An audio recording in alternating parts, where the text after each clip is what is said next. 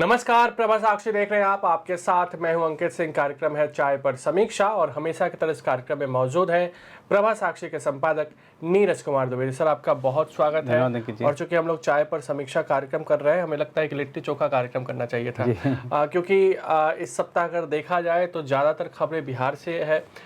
ऐसा इसलिए है क्योंकि बिहार में चुनाव है। बिहार में दो गठबंधनों के बीच मुकाबला है। एक गठबंधन ने नूरा कुश्ती के बाद आखिरकार तेजस्वी यादव के नाम पर मुहर लगा दी। अब समझ में ये नहीं आता है कि अब तक रुका हुआ मामला क्यों था। दूसरा गठबंधन ये तो कह रहा है कि नेतृत्व में लड़ाई लड़ रहे हैं, लेकिन नीतीश कुमार के नाम पर जो बीजेपी आला कमान है, जो हर फैसला करते हैं, वो नाम नहीं ले रहे नीतीश कुमार। उनके काम को गिनाया जा रहा है, उनके नेतृत्व को गिनाया जा रहा है, उनकी प्रशंसा की जा रही है, लेकिन ये नहीं कहा जा रहा है कि हम इनको मुख्यमंत्री बनाएंगे। हालांकि बिहार के बीजेपी के नेता ये जरूर कह रहे हैं कि नीतीश मुख्यमंत्री थे, हैं और आगे भी रहेंगे। तो जिस तरीके से पॉलिटिकल गतिविधियां बिहार में देखने को मिल रही हैं और धुआंधार प्रचार भी शुरू हो गया है, आप क्या कहेंगे? जी बिल्कुल, और धुआंधार प्रचार तो शुरू हो ही चुका है और बिहार में राजनीतिक गतिविधियां देखने को मिल रही हैं, लेकिन देश भर में बिहार चुनाव से संबंधित गतिविधियां भी देखने को मिल रही हैं। अब चूँकि छठ महापर्व भी शुरू हो चुका है, तब आप देख रहे हैं कि जो बिहार में तो खैर इसका जो धूम है वो सबसे ज़्यादा होती ही है, लेकिन विभिन्न राज्यों में सरकारों द्वारा पूरे तरह से प्रबंध किए जा रहे हैं ताकि जो छठ व्रती हैं वो अच्छे तरीके से और भव्यता दिव्यता के साथ अपने व्रत को पूरा कर सकें। संदेश कहाँ दिया जा रहा है? बिहार में, कि हमारी जो पार्टी है वो बिहार के लोगों का सम्मान करती है, उनकी संस्कृति उनकी आस्था का सम्मान करती है। तो ये दिखाता है बिहार के लोगों की ताकत, और बिहार से निकलने वाले जनादेश जिसकी गूंज दिल्ली तक होती है, जिसकी गूंज दुनिया तक होती है, तो ये दिखाता है बिहार की ताकत। एक चीज़ यहाँ पे ऐड करना चाहूँगा सर कि शुक्रवार को प्रधानमंत्री बेगूसराय में थे। उन्होंने बेगूसराय में जाते ही शारदा सिन्हा का जिक्र किया, उनके छठ गानों का जिक्र किया, और इतना ही नहीं, मोदी जी ने बाकायदा इस बार ट्वीट भी किया है कि वो आज से आने वाले 2-3 दिनों तक छठ के गाने को शेयर करेंगे। वो नवरात्रि में ऐसा करते हैं और मुझे लगता है 11-12 सालों से तो हम लोग उनको फॉलो कर रहे हैं, उनके एक सैंडल को। तो नवरात्रि में और हर दिन गाने शेयर करते हैं, लेकिन इस बार छठ के भी गाने वो शेयर करेंगे। जी बिल्कुल, और ऐसा ही उन्होंने जब राम मंदिर की प्राण प्रतिष्ठा होनी थी तब भी उन्होंने किया था 11 दिनों तक। ये अब आप देखिए कि जो लोक कलाकार हैं उनको कितना महत्व मिलेगा। अगर प्रधानमंत्री के ट्विटर हैंडल से, एक्स हैंडल से किसी का गीत साझा किया जा रहा है तो जाहिर सी बात है कि उसकी लोकप्रियता और बढ़ेगी। और ये एक तरीका है जो बिहार के लोक कलाकारों को आगे बढ़ाने का, उनकी लोकप्रियता को और विस्तार देने का। तो निश्चित रूप से इसका कहीं ना कहीं राजनीतिक लाभ भी बीजेपी को मिलेगा। लेकिन तमाम ऐसे कलाकारों को उनमें एक नया जोश आ गया है प्रधानमंत्री का ये संदेश देखकर, और जाहिर सी बात है कि आने वाले दिनों में हम देखेंगे कि कौन कौन से ऐसे नए गीत प्रधानमंत्री की ओर से साझा किए जाते हैं। जहां तक चुनावी सरगर्मी की बात है तो इसमें आपने सही कहा कि दो महागठबंधनों के बीच मुकाबला है। बीजेपी के नेताओं से जब हमारी बातचीत होती है तो वो भी ये स्वीकार करते हैं कि कांटे का मुकाबला है, एक तरफा चुनाव नहीं है। लेकिन ये बात सही है कि कहीं ना कहीं अगर कह सकते हैं कि हल्की बढ़त की अगर बात करें तो वो एनडीए को जरूर है। और एनडीए के जो 5 दल हैं इस घटक में, एनडीए में बिहार में, वो पांचों के पांचों एकजुट होकर लड़ रहे हैं। सीट बंटवारे को लेकर जो मतभेद थे वो लगभग सुलझ चुके हैं। अंदरूनी अगर मतभेद हों भी तो वो कम से कम बाहर नजर नहीं आ रहे हैं। बाहर सभी नेता एक स्वर में बोल रहे हैं। और चुनाव प्रचार की कमान चूंकि प्रधानमंत्री नरेंद्र मोदी ने और केंद्रीय गृह मंत्री अमित शाह ने खुद संभाल ली है, इसलिए अब आप देखिए, इसलिए हम देख सकते हैं कि न सिर्फ बीजेपी के नेता उसी लाइन पर चल रहे हैं, बल्कि एनडीए के बाकी जो 4 घटक हैं वो भी नेता उसी लाइन पर चल रहे हैं, वही भाषा बोल रहे हैं। तो ऐसा लग रहा है कि पूरे प्रचार की कमान जो है वो बीजेपी नेतृत्व के हाथ में है और सब उसको बस फॉलो कर रहे हैं। लेकिन यही चीज़ जो है वो जेडीयू के लिए बड़ा खतरा भी बन रही है। नीतीश कुमार ठीक है, उनको दूल्हे की तरह आगे रखा गया है, लेकिन दूल्हा घोषित नहीं किया गया, जैसा आपने कहा भी अभी। उनके सामने सबसे बड़ा खतरा ये है कि अब तक का जो उनका राजनीतिक करियर अगर पिछले 2-2.5 दशकों का देख लें तो उनके चेहरे के नाम पर वोट मांगा जाता था। एक बार फिर बाहर नीतीश कुमार, ऐसे ऐसे कई सारे नारे दिए जाते थे। लेकिन इस बार वैसे नारे नहीं है, उनके नाम पर वोट नहीं मांगा जा रहा है, एनडीए सरकार के काम पर वोट मांगा जा रहा है।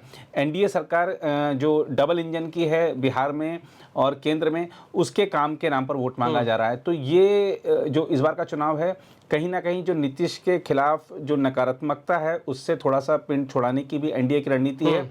और दूसरी ओर अगर हम महागठबंधन को देखें तो उन्होंने ठीक है घोषित कर दिया कि तेजस्वी यादव सीएम चेहरा होंगे, लेकिन यहाँ मैं ये देखता हूँ कि कांग्रेस ने ये अब तक का सबसे बड़ा सरेंडर अगर किया है तो ये कांग्रेस ने किया है बिहार में चुनाव से पहले।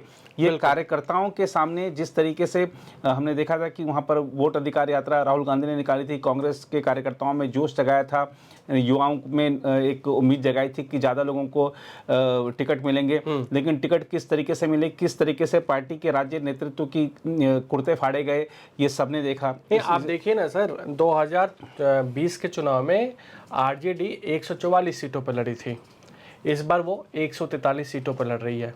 उसने सीट छोड़ा सिर्फ एक। और कांग्रेस 70 सीटों पर लड़ी थी, इस बार 61 सीटों पर लड़ रही है। उसमें से भी कई कैंडिडेट्स उसके कल उन्होंने वापस भी ले लिए हैं जी। तो कांग्रेस ने आंखें भी दिखाई, खुद को बड़ा भाई भी बताने की कोशिश की, लेकिन उसका कुछ भी काम नहीं आया। उसको सबसे ज़्यादा कुर्बानी भी देनी पड़ी। आरजेडी जहाँ थी वहीं खड़ी है। कांग्रेस ने इतनी कुर्बानी देने के बावजूद भी वो सरेंडर करने वाला जो आपने शब्द कहा जी, वो कांग्रेस के साथ एक बिल्कुल फिट बैठता है। जी बिल्कुल। और राहुल गांधी ने 16 दिनों तक मेहनत किया था एसआईआर को लेकर, वोट चोरी को लेकर, और आज वोट चोरी पर एक नेता खुलकर सामने आने को तैयार नहीं है। जी। और राहुल गांधी प्रचार का जो हम कह सकते हैं कि जब बिगुल फूंका गया, जो असल में चुनाव प्रचार का बिगुल फूंका, उस समय गायब हैं। दूसरे लोग प्रचार कर रहे हैं, राहुल गांधी प्रचार के मैदान से गायब हैं। दूसरा, कांग्रेस ने जिस तरीके से तेजस्वी यादव को नेता स्वीकार किया है, यहाँ पे कांग्रेस को जवाब देना चाहिए कि क्या वो भ्रष्टाचार मुक्त सरकार तब दे पाने में सक्षम हो पाएगी क्या जब वो तेजस्वी यादव अगर सीएम बन जाते हैं। तेजस्वी यादव के खिलाफ ट्रायल की मंजूरी मिल चुकी है, भ्रष्टाचार के मामलों में वो और उनके पिता, उनका पूरे परिवार के अन्य सदस्य भ्रष्टाचार के मामलों में लिप्त हैं, अदालतों में मुकदमे चल रहे हैं। तो क्या ऐसे में स्वच्छ और पारदर्शी शासन की उम्मीद की जानी चाहिए महागठबंधन से।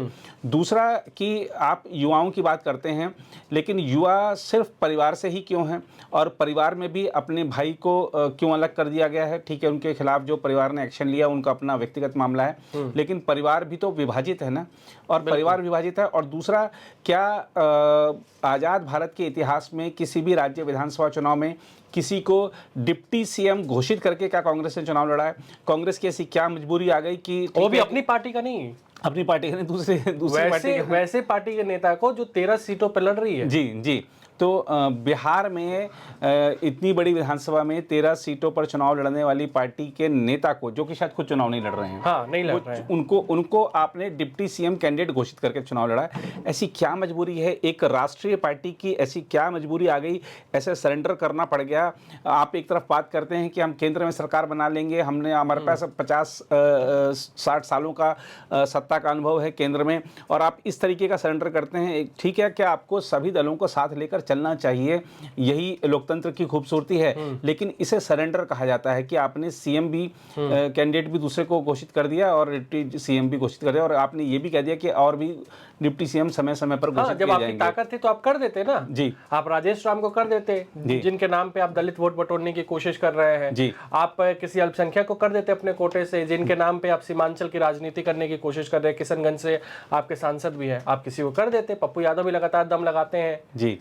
तो यही है कि इस बार का जो अगर हम देखें तो इस बार का जो चुनाव महागठबंधन के परिप्रेक्ष्य में देखें तो तेजस्वी यादव सीएम बन पाए या ना नहीं बन पाए, लेकिन उन्होंने एक जो रिकॉर्ड बनाया है कि ठीक है वो गठबंधन की ओर से सीएम पद के उम्मीदवार बनने में कामयाब रहे। ऐसे ही मुकेश सहनी डिप्टी सीएम बन पाए नहीं बन पाए, लेकिन उन्होंने एक रिकॉर्ड बना दिया कि पहली बार कोई व्यक्ति डिप्टी सीएम कैंडिडेट के रूप में घोषित किया गया गठबंधन की ओर से, और वो चुनाव में मैदान में गए उनकी पार्टी। पर ये दिखाता है कि जो इससे क्या संदेश किया है। ठीक है, आपने ये संदेश दिया कि भाई हम तो तेजस्वी यादव के साथ हैं, लालू यादव परिवार ने जो फैसला लिया हम उसके साथ हैं, लेकिन इससे कांग्रेस के कार्यकर्ताओं में निराशा है। कांग्रेस के न सिर्फ बिहार के कार्यकर्ताओं में निराशा है, बल्कि राष्ट्रीय स्तर पर भी पार्टी के लोग देख रहे हैं कि पार्टी इस तरीके से जब हमारा इस्तेमाल करती है, लेकिन जब चुनाव नज़दीक आते हैं, टिकट देने की बात होती है या नेतृत्व की बात होती है, तो इस तरीके से सरेंडर किए जाते हैं। तो ये दिखा रहा है कि बिहार चुनाव शायद कांग्रेस बेमन से अब लड़ेगी, और अगर कांग्रेस बेमन से लड़ेगी तो कांग्रेस का जो नुकसान है वो पूरे महागठबंधन को नुकसान पहुंचाने वाला है, और इससे ही उनकी जो उम्मीदें हैं वो सत्ता प्राप्ति की, वो मुझे लगता है धराशायी होंगी। और एनडीए को लेकर आप क्या देखिए, एनडीए को लेकर एक चीज़ तो स्पष्ट है कि जैसा हमने जिक्र भी किया कि नीतीश कुमार समझ रहे हैं कि ये अमित शाह के बाद अब प्रधानमंत्री नरेंद्र मोदी ने भी मेरे को कहा है कि ठीक है कि हम इनके नेतृत्व में चुनाव लड़ रहे हैं, लेकिन महाराष्ट्र का जो उदाहरण सामने है, एक नाथ शिंदे के नेतृत्व में सबके सब एकजुट थे, लेकिन जब सरकार बनी तो देवेंद्र फडणवीस, ये मैसेज भी नीतीश कुमार की पार्टी और बीजेपी के जो लोकल नेता है, स्थानीय नेता है, वो देने की कोशिश कर रहे हैं कि नीतीश कुमार हमारे नेता थे, क्योंकि नीतीश कुमार के जो कोर वोटर्स हैं उनको पता है कि कैसे भी करके नीतीश कुमार तो सीएम बन ही जाएंगे जी। और वो हो सकता है कि उनका सम्मान रखने के लिए हो सकता है कि शुरुआती कुछ दिन उनको दिए जाएं, उसके बाद वही आगे की राह साफ करें, वही ऐलान करें हम इसे बनाते हैं, जी हम इसको बनाते हैं, या इनको नया नेतृत्व इनको सौंपा जाता है, उनके लिए कुछ दिल्ली में या कहीं और कोई अन्य भूमिका तलाशी जाए, लेकिन सम्मानजनक एक जरूर उनको दूसरा बिहार से निकालकर कहीं और उनको लाया जाएगा, ये बात तो तय है। लेकिन नीतीश अगली सरकार अगर बनती है तो 5 साल सीएम रहेंगे, इस बारे में थोड़ा सा संशय है, क्योंकि बीजेपी आतुर है बिहार में अपना सीएम बनाने के लिए। उसको पता है कि इस बार जो स्थितियां हैं ना वो इतनी अनुकूल हैं, शायद फिर उसके लिए वैसी स्थिति बने ना बने, क्योंकि 5 साल बाद क्या स्थिति होगी कुछ नहीं कह सकते। तो अभी स्थितियां अनुकूल हैं, और इस बार अगर बीजेपी का सीएम नहीं बना तो आगे और ज़्यादा मुश्किल होगी। तो बीजेपी जरूर प्रयास करेगी, और हमने देखा है कि हाल के वर्षों में तमाम राज्यों में जहां पर सहयोगी भी हैं, बीजेपी उन पर चाहे उनको समझा कर चाहे या फिर दबाव बनाकर बीजेपी नेतृत्व हासिल करने में सफल रही है, तो बिहार में भी ऐसा जरूर होगा। नहीं, लेकिन एक और चीज़ें हैं सर, जो सरकारी नौकरी के वायदे किए जा रहे हैं, जो बिहार में इस बार ना बम्पर वो लॉटरी वाला चीज़ नहीं होता है, वो देखने को, उसका इम्पैक्ट वाकई में चुनाव पे होता है, या हर चीज़ लास्ट में जाकर जातीय समीकरण पे आ जाता है? अगर खुद को मल्ला सन ऑफ मल्लाह नहीं बोलते मुकेश सहनी, तो क्या उनको डिप्टी सीएम बनाया जाता? आप अपनी योजनाओं पे, अपने ऐलानों पे आपको भरोसा नहीं है, आप सिर्फ वहाँ पे जातीय समीकरण बनाने की कोशिश करके आए, ये वाकई मायने रखता है? देखिए, 5 साल सरकार ने काम किए, उसको अगर हम देखें तो शहरों में उसका बहुत कुछ हद तक उसका असर पड़ता है कि ठीक है, मतदाता ये देखता है कि पहले मुझे घर से ऑफिस जाने में या घर से मुझे अपने दुकान तक जाने में दिक्कत का सामना करना पड़ता था, मुझे अपना रोजगार चलाने में दिक्कत का सामना करना पड़ता था। अब मेरे लिए स्थितियाँ अनुकूल हैं, मेरे बच्चों को आसपास पढ़ाई के लिए शिक्षण केंद्र मिल गए, तो वो ज़रूर ये सोचता है कि ये जो स्थितियाँ हैं बदलनी नहीं चाहिए। लेकिन अगर हम देखते हैं गाँव में आज भी जाति जो है वो अंतिम फैक्टर होती है, और तात्कालिक लाभ मतदाता को क्या तात्कालिक लाभ हुआ है सरकार की तरफ से या चुनाव में पार्टी की तरफ से, ये एक सच्चाई है, भले ये किसी को बुरी लगे, लेकिन एक तात्कालिक फायदा भी जरूर देखा जाता है चुनाव में। तो ये बहुत हद तक परिणाम को दिखाते हैं। लेकिन इन सबसे हटकर जो बिहार में महिला मतदाता हैं उनका मन साफ है, उनका मन जो है वो एनडीए के पक्ष में है, वो नीतीश और मोदी की जोड़ी को पसंद करती हैं। वो नहीं चाहती कि बिहार में दारू फिर से बिके और घर में जो पति है वो शराब पी कर आए, फिर से घर में हिंसा का माहौल हो, वो अपनी कमाई लुटा कर आए, महिला के पास जो पैसे हैं वो भी छीन ले। तो वो स्थितियाँ महिलाओं ने देखी हैं, और वो जो उनकी स्मृतियों में अब भी ताज़ा हैं। वो महिलाएं नहीं चाहती कि वो सड़कों पर रात को निकलने में उनको दिक्कत हो, वो महिलाएं नहीं चाहती कि उनकी जो ज्वेलरी है उसको कोई छीन कर भाग जाए, या हत्या डकैती ये सब फिर से एक उद्योग की तरह स्थापित हो जाएं। और ये जो चीज़ है वो महिलाएं समझ रही हैं। तो जो आधी आबादी है ना उसका मन निश्चित है। बहुत सी रिपोर्टें हमने देखी हैं, ग्राउंड रिपोर्ट्स देखी हैं, बहुत लोगों से बातचीत की, उसके आधार पर हम ये दावा भी के तौर पर भी कह सकते हैं। और इसके अलावा अगर हम देखें तो एक जो युवा वर्ग है, जैसे ठीक है कि तेजस्वी यादव कह रहे हैं कि एक युवा चेहरे को उनके लिए कहा जा रहा है कि युवा चेहरे को आगे किया गया है और वो तस्वीर बदल देगा, तकदीर बदल देगा, ठीक है। लेकिन जो बिहार का युवा है ना वो जाति एक बड़ा फैक्टर है, ये बात सही है, लेकिन बिहार का जो युवा है वो देख रहा है कि जो समझदार भी है वो देख रहा है कि अगर ये व्यक्ति कह रहा है कि हर घर में सरकारी नौकरी दूंगा तो इस पर तो भरोसा करना नहीं, क्योंकि वो प्रक्रिया जानता है, वो ये लोकतंत्र की इस प्रक्रिया को, हर प्रक्रिया को जानता है कि नौकरी कैसे मिलती है। बिहार का युवा ही शायद आपको देश में ऐसा मिलेगा जो कि हर शायद परीक्षा के लिए वो उसके फॉर्म भरता है, तमाम सरकारी नौकरियों के लिए आवेदन करता है, उसकी परीक्षा देता है, उसको सारी प्रक्रिया पता है, उसको आप बेवकूफ़ नहीं बना सकते। वो जानता है कि कौन सही वादा कर रहा है, प्रक्रिया कहाँ सही है। अगर मुझे स्वरोजगार के अवसर वो देने की बात कर रहे हैं और ये रोजगार के अवसर देने की बात कर रहे हैं, तो स्वरोजगार के अवसर ले लो, क्योंकि रोजगार के अवसर बहुत सीमित हैं। सरकार का जो बजट होता है वो सीमित होता है, हर घर से एक सरकारी नौकरी नहीं दी जा सकती, चाह कर भी नहीं दी जा सकती है। तो ये अभी की वर्तमान की एक सच्चाई है। तो बिहार का युवा जानता है, सिर्फ युवा चेहरे को आगे कर देने से काम नहीं चलने वाला है। और अब तक का जो 20-25 और डेंट तो वो भी करेगा ना जो बार बार प्रशांत किशोर 9वीं फेल करते हैं। जी। तो एक पढ़ा लिखा युवक उन पे कितना भरोसा करेगा? जी बिल्कुल। और खास तौर पर तेजस्वी यादव का जो कह सकते हैं, ठीक है कि उनका मन हो सकता है कि वो साफ हो, वो आगे पारदर्शी शासन देना चाहते हो, लेकिन अपने पिता का जो बैगेज है उनपे, जो बोझ है उनका, जो एक ठीक है कि विरासत तो संभाल रहे हैं, राजनीतिक विरासत, लेकिन जो भ्रष्टाचार की विरासत है वो भी उनके कंधों पर है। तो इसलिए वो इससे पीछा नहीं छुड़ा सकते हैं। और क्योंकि ऐसे तमाम दावे किए गए हैं कि वो भी लाभार्थी हैं उस भ्रष्टाचार के, तो जो काला दाग है वो उन पर भी है, तो इसलिए भाग नहीं सकते उससे। बिल्कुल। और तेजस्वी यादव को अगर चुनाव में बने रहना है या चुनाव जीतना है तो अपने समर्थकों को भी थोड़ा कंट्रोल करना पड़ेगा। बिल्कुल। और यही देखिए, यही जो दबंगई नहीं, ये नुकसान करती है। और ख़ास तौर पर जो बिहार में गैर यादव हैं या जो पिछड़ी जातियां हैं, अगर वो देखते हैं कि यार ये जो व्यक्ति है, इसके जो लीडर है तेजस्वी यादव, अगर इनके सजातीय लोग दबंगई कर रहे हैं अभी से, सत्ता में आगे तो क्या होगा। तो ये, और ये एक ठीक है कि यादवों का एक वहाँ पे बाहुल्य है, लेकिन हमको ये भी ध्यान रखना चाहिए कि गैर यादव, पिछड़ी जातियाँ ये भी अच्छी खासी संख्या में हैं, और समीकरण बदलने में, चुनाव पलटने में, खेल को पूरी तरीके से पलट देने में ये उतनी ताकत रखते हैं। बिल्कुल। और आप देखिए कि जो लोग हैं, जो मतदाता है, वो सारा कुछ देखते हैं। अब इस बात की चर्चा बिहार में सबसे ज़्यादा है कि तेजस्वी यादव की पार्टी लड़ चुनाव रही है 143 सीटों पर, और यादव को सिर्फ उसने 54 सीटें दी हैं, 54 सीटें, यानी कि आप लगभग 30 से 35% आप टिकट सिर्फ एक ग्रुप को दे रहे हो।